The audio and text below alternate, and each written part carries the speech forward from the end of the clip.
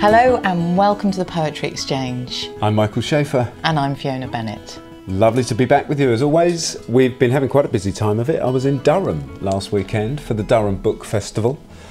Sadly Fiona couldn't join me, but she missed out. We had some fantastic conversations, some wonderful poems that were brought to us that have been friends to people, and I've no doubt that there'll be some episodes coming to you from Durham in the not too distant future.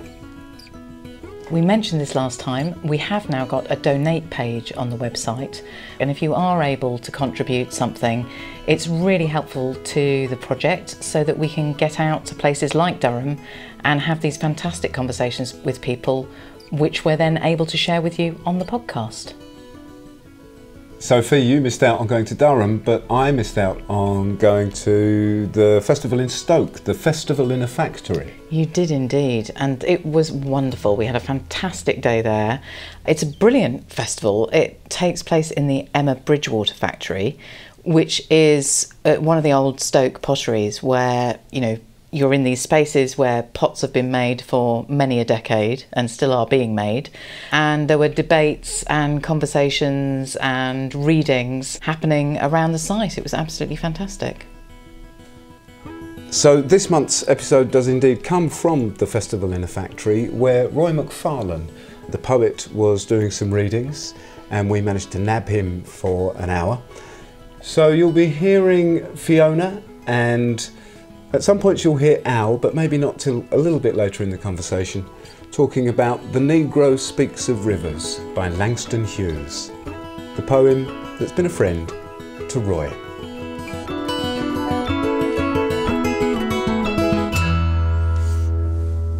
That's great, lovely. Would you read it for us, Roy? I've known rivers. I've known rivers ancient as the world, and older than the flow of human blood in human veins. My soul has grown deep like the rivers. I bathed in the Euphrates when dawns were young.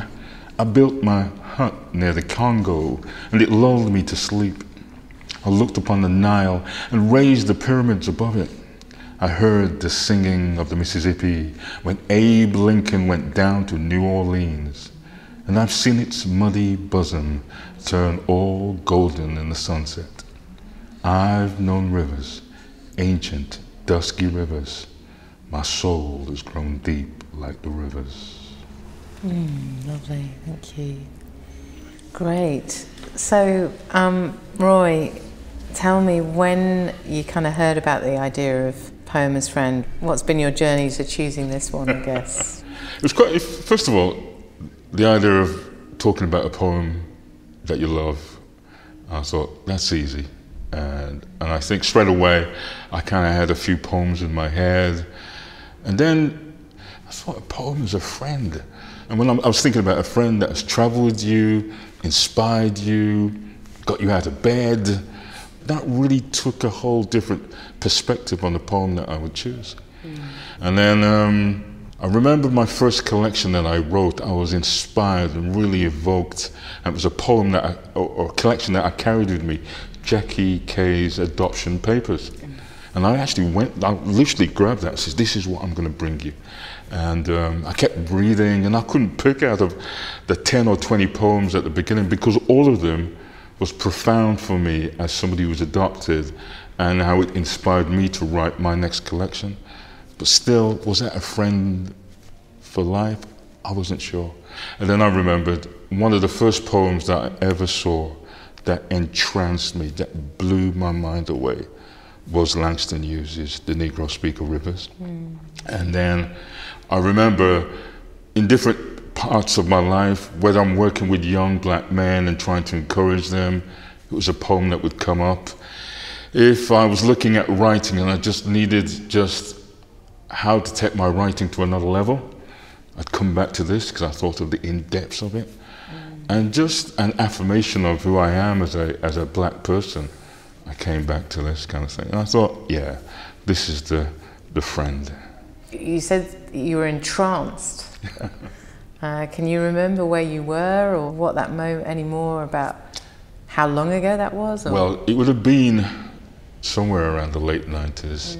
It'd have been probably on my journey of black identity. And it was that kind of thing. You'd be looking at readings from black intellects from the past, W.E.B. Du Bois, even up to Martin Luther King. And I think that might have been it, because Martin Luther King often refers to Langston Hughes, and naturally that sent me on a search. And especially around the period they called the Harlem Renaissance. And that became something that I literally researched and looked into all these amazing poets and thinkers and artists, and the whole period of the 1920s in Harlem. And then again and again, Langston Hughes kept coming up. And it was literally the first poem I found of Langston Hughes. And again, it just spoke to me, kind of thing. And then I got the collection and then other things. But yet this is probably the one that really comes alive. Well, they all come alive. There's something about Langston Hughes for a person who was starting off in poetry. So you've got the thing about looking about identity and something that really kind of inspires you about your identity. But then as a poet, and starting on my journey as a poet, it was, wow, is this how you can write poetry? Is this how you can go deep and say so much in just a few lines, kind of thing? And so finding out about Langston Hughes, finding out that he was a man who loved jazz, and I love jazz as well.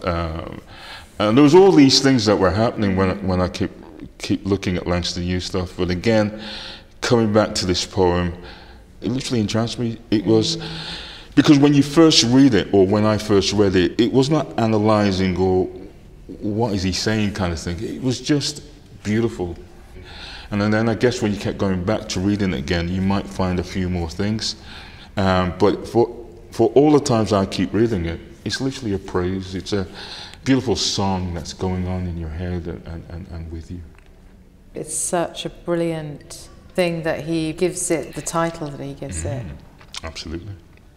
The Negro Speaks of Rivers. And the more you read about Langston Hughes, you recognize that Langston was really and all the other writers in that 1920s were on that cusp of identity, literally saying, after coming through slavery, after Jim Crow, after being in an urban city like Harlem and still being beaten down by society or police officers or whatever, Langston Hughes, I felt, was trying to say so much about the Negro person at that time, that, you know, we have something to say, and we have a journey, we've been here.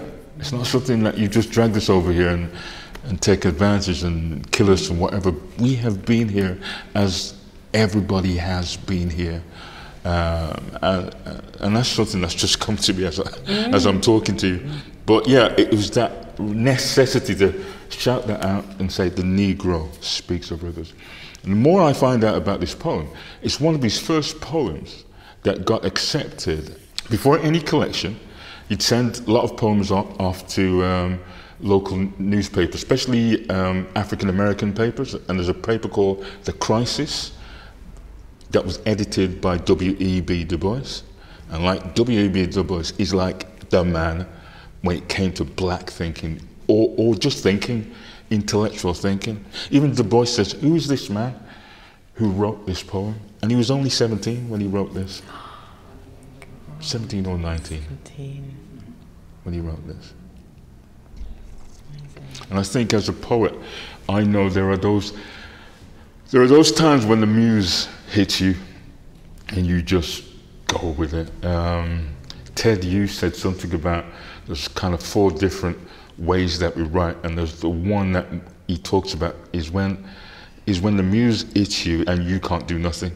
There's no editing, there's no nothing. You're a conduit, because where did that come from? And I just feel that was one of those moments, kind of thing. I mean, as you say that about the kind of conduit, I love the kind of journey of it, of, you know, just this one small beginning, or small big beginning, you know, of I've known rivers. I mean, there's something mind-blowing about that first line, even.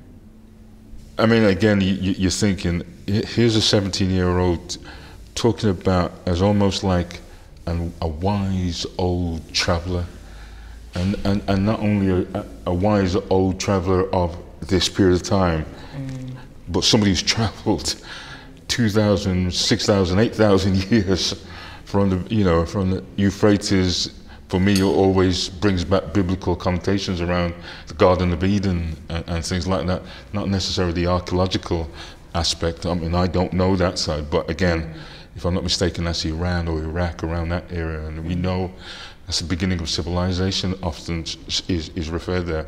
And so he's almost this wise Ed of being, I've bathed in the Euphrates when dawns were young, kind of thing. Then he goes to the Congo, which I think was very important for him as a Negro or an African, being part of the African diaspora. He's taking these African Americans back to, well, we know we were in Africa, and we built huts by the Congo, and it lulled me to sleep. And I love that part about being at peace, being at home, being in all of that racism, in all of what was going on. He's thinking back to a place where we were at peace, lulled to sleep. We didn't have nothing to worry about, kind of thing. It takes you to the Nile and raise the pyramids above it. And I've read up on this a bit, because this part always, I'm wondering, is that taking us to what we always recognize as Egypt and the pyramids, and now the pyramids are lined with the cosmos, and it's that kind of perfect civilization kind of thing? Or are we looking at it from a slave's perspective, how the pyramids were raised, kind of thing? But I definitely think when he moves to the Mississippi, that's definitely about slave songs and being in the Mississippi and good old Abe Lincoln coming down to make a difference, kind of thing. The other interesting thing about this, he's making a journey to Mexico to meet his dad, who he has not seen. His dad has estranged himself from the family, kind of thing. And it's one of the only trips that he makes to go and see his pops. They don't have the greatest of relationships. You can imagine Langston is trying to make a connection with him. And they often say equally that his father, being black, was very bitter about what had happened as a black person. That's why he moved to Mexico. So he weren't happy about the state of life, and he wasn't happy about being black as well, kind of thing. And again, you just feel like Langston Hughes saying, but we need to be proud of being who we are. We need to sing it out loud. And so for you, Roy, I mean, you've spoken about kind of coming across it at a point when you yourself were on your journey with your identity as a black man. How did that work for you? It came at a beautiful time of, I was in a rich form of reading and returning back to reading as well, as it were. And I think it was when I was about early 30s, mid-30s, I suddenly threw myself working with young men, predominantly young black men. And again, I could see that equally maybe I'm on a journey as with these young black men about who are we, what is it to be, this kind of thing. But it's in that period of time that you're touching on so much rich writing. And Langston Hughes sung to me. He was that friend, that brother by my side, that we are beautiful people. We've got so much to say. We don't have to be militant. We have to be angry, but we can still share where we're at and still come together to make a difference, is what I kind of found in Langston Hughes' kind of writing. He didn't shy away from the hard, profound subjects and saying it as it is, but he wasn't also just leaving it there. He was looking for a solution of how we all as humanity can come together and make a difference. I think there was a period of time that I was writing very angry poems, and I was on the spoken word scene, so I was doing a lot of open mics. But as I was trying to look at putting a pamphlet together, or maybe looking at a journey of getting my first collection together, again, every time I come back to Langston Hughes, how do you put that how do you transform the stage to the page kind of thing? And sometimes both of them work hand in hand, but literary works like this, you just look at that and you think, how can I attempt to do that? And I'm still looking at that, asking the same question. Yeah. But hopefully I'm getting somewhere along that journey. I'm sure you are, for the eloquence with which you speak of it. And I mean, it's obviously, as two white people speaking to you about this poem and what it's been for you, we can't know that in that way, but I really thank you for bringing it to us, and for kind of opening it up with us so kind of open-heartedly.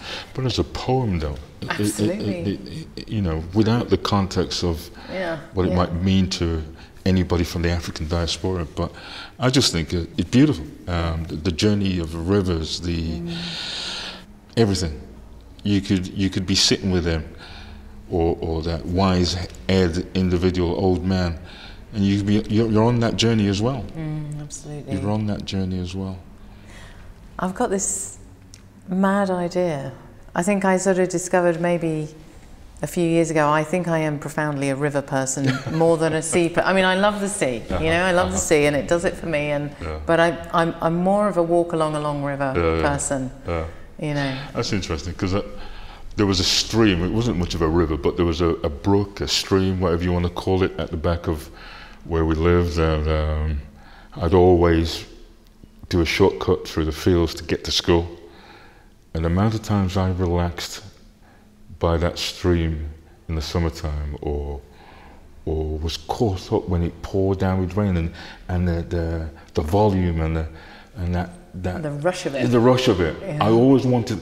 I've never even thought about this, but you now talking about that, how that stream has been fundamental in my life growing up. I hadn't even thought about that. And if I do, when summer comes, I'm always going down to Bewdley. I think it's the River Severn, I might have that wrong, but I think the River Severn runs through Bewdley. I'm always down there with an ice cream and sitting by that river with my partner. So again, there you are, you see, he's a river man. I think I've got this thing. Do you think it's theory? Yeah, that's amazing, isn't it? That's true. It's amazing. That idea of kind of from the source and the journey, and the journey that has to kind of meander or break a boulder down, or you know, how that flow. I think that's why I love them, is because you sort of, and what it picks up along the way as it goes down. Yeah. As I read this, it's vaguely chronological up to his time. Up to Abe Lincoln. I just love to know if you wrote the next. You know what rivers? You know, is it quite, in that? Yeah, it's in quite, your journey. It's quite interesting that the first poem I ever wrote was called Waters, but I actually think that is the follow-on from this, and I know I have to do something about waters. The Negro Speaks of Rivers. I've known rivers. I've known rivers ancient as the world and older than the flow of human blood in human veins. My soul has grown deep like the rivers. I bathed in the Euphrates when dawns were young. I built my hut near the Congo and it lulled me to sleep. I looked upon the Nile and raised the pyramids above it. I heard the singing of the Mississippi when Abe Lincoln went down to New Orleans, and I've seen its muddy bosom turn all golden in the sunset. I've known rivers, ancient, dusky rivers. My soul has grown deep like the rivers.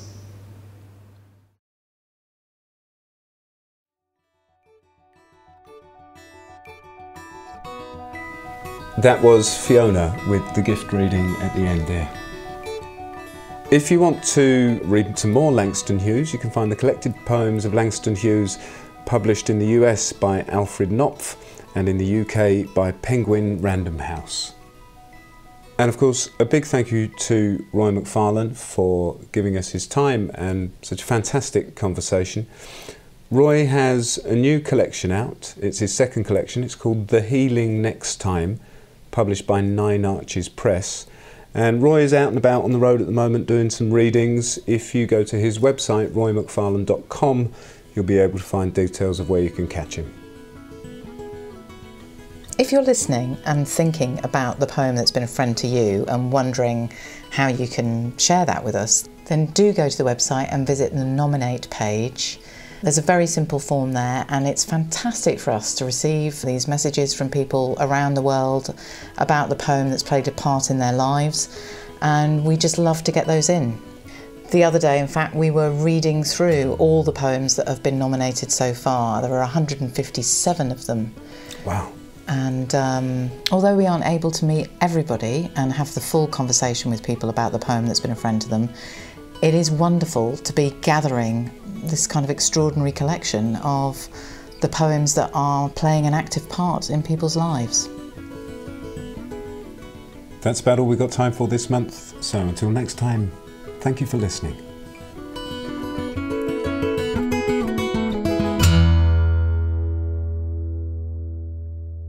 Do you have a river near you?